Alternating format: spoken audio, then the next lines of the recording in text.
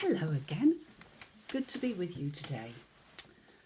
I thought I'd show you a few things this morning. Can you see what this is? I know you've most probably got the reading back to front, but this is a very, very old Bible. The writing in it is so small, even if I put my glasses on, I can only just read it. Gosh, how did people manage to read a Bible like this? This Bible is very, very old. Would you believe it's about 80 years old? And it was given to my uncle when he was a boy from his mum and dad. It's a very special Bible to me. Then I have another Bible which is really colourful, and I can read this one much more easily. And it's got some pictures in it. I like this Bible, and the stories are really well explained in this one. And then, of course, I have my children's Bible, the one that I often read stories to you from.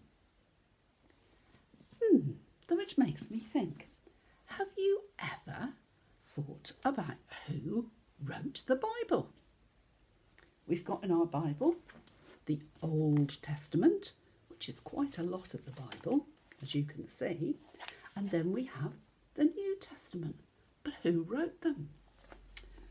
Well, I do know that in the New Testament, one of the Gospels, remember we have 4 Gospels in the New Testament: Matthew, Mark, Luke and John. I do know that one of the Gospels, that's called St. Luke, is called that because it was named after Luke, who wrote that Gospel. So we have Matthew, Mark, Luke and John, the first 4 books in that New Testament. Then we had one called Acts. Well, also Luke wrote Acts. Now, today actually is a special day when we remember St. Luke. He was special because he wrote his own gospel, his own book, The Stories of Jesus. And he wrote what happened after Jesus died, was buried, rose again, appeared to his disciples, and then disappeared up into heaven. So, what do we know about Luke? Well, I've got a couple of pictures here. This is one picture of Luke. Here he is holding a book, holding his gospel, we think. And this is an icon. It's a picture of an icon, which is a painting that's painted in a special way. When the people paint them, they say their prayers as they're painting them. But my favourite picture of Luke is this icon. And why I like this is because we can see Luke writing in his book, and another book here that he's written. But I like the fact that he's got his feet on a stool. So obviously he liked to be really comfortable when he was writing. But shall I tell you a little bit more about Luke? We don't really know very much about him, but we do know that he wasn't a Jew like Jesus was. If you remember, Jesus was born a Jew, but he was a Gentile. He wasn't born where Jesus was born. He was born in Antioch in Syria. You might have heard of Syria, on the side of the Mediterranean Sea. He was born there, but he lived there, and he became a doctor, and he cared for the poor. Now, sometime, and we don't quite know exactly when, but quite a few years after Jesus died, he might have even met Jesus' mum and had a chat with her about Jesus. But we do know that he also met lots of other people who knew Jesus, some of his disciples, some of his other friends. And by talking to them, he learnt about Jesus and all that Jesus did. He was so overwhelmed by all the stories that he heard, he wrote them all down.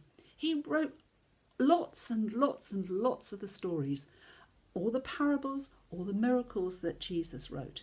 In fact, he even wrote some that aren't in some of the other books in the Bible. One that you all know, I'm sure, is the Good Samaritan.